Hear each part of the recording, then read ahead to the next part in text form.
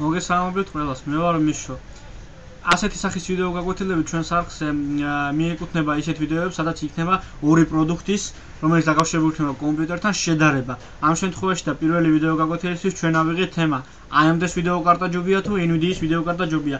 ჩვენ შევადარებთ რამოდენიმე პუნქტით. პირველი არის ფასი, მეორე ხარისხი, მხარდაჭერა, მონაცემობრივი შესაძლებლობები და როგორ გრაფიკაზე შეუძლია მუშაობა ორივე გადაკეთებას. პირველი კომპონენტი არის ფასი. ამ შემთხვევაში AMD გაცილებით უგებს NVIDIA-ს, რადგანაც AMD-ს ვიდეო კარტები ნებისმიერი კატეგორიის და კლასის გაცილებით იაფი და ხელმისაწვდომია ვიდრე NVIDIA-ს. მეორე, ხარისხი. რა თქმა უნდა, აქ არანაირი დავა არ არის იმაზე, რომ როგორც NVIDIA, ისევე AMD აწარმოებს ძალიან მაღალი ხარისხის ვიდეო კარტებს. თუმცა უნდა ითქვას, რომ თამაშების მხრივ და რაღაც კომპონენტებში NVIDIA-ის ვიდეო კარტა გაცილებით მაღალ საფეხურზე დგას ვიდრე AMD-ში. მეორე, მხარდაჭერა. მხარდაჭერა იგულისხმება თამაშებში და პროგრამულადაც. პროგრამულად მხარდაჭერა გააჩნია ორივე ვიდეო კარტას საკმაოდ ბევრი. ხოლო რაც შეეხება თამაშებში, თამაშების 80%-ის გამოდის NVIDIA-ის მხარდაჭერით. ამიტომაც ვისაც გსურთ თამაშებისთვის ააწყოთ კომპიუტერი, გირჩევთ რომ გამოიყენოთ NVIDIA-ის ვიდეო კარტა, რადგანაც მასზე უპრობლემოდ წავა და გაიხსნება ძალიან მაღალ მონაცემებზე გრაფიკულად, რა თქმა უნდა, ძალიან ახალი და პოპულარული თამაშები.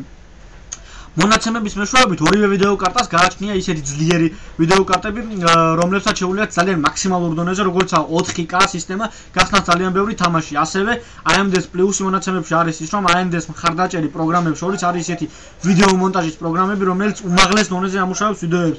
ამიტომაც მიიჩნევა ხოლმე რეალობაში, რომ AMD არის ძირითადად განკუთვნილი სამუშაოებისთვის, ხოლო NVIDIA ვიდეო თამაშებისა და გართობისთვის.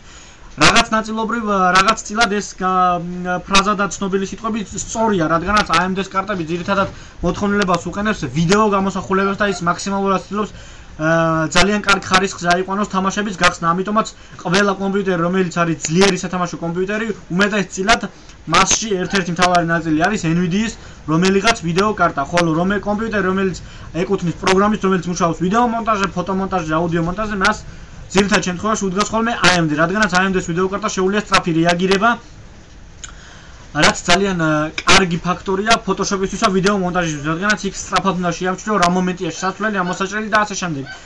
მოგახსენებთ, რომ ამ ორ კონკურენტ ფირმას შორის მოცემული აზრი იყო ჩვენი კონკრეტული აზრი, ამიტომაც არ არის სავალდებულო, მაინდა-მაინც ჩვენ დაგვიჯეროთ ვიდეო კარტის არჩევანი დამოკიდებულია თქვენზე ყიდველზე.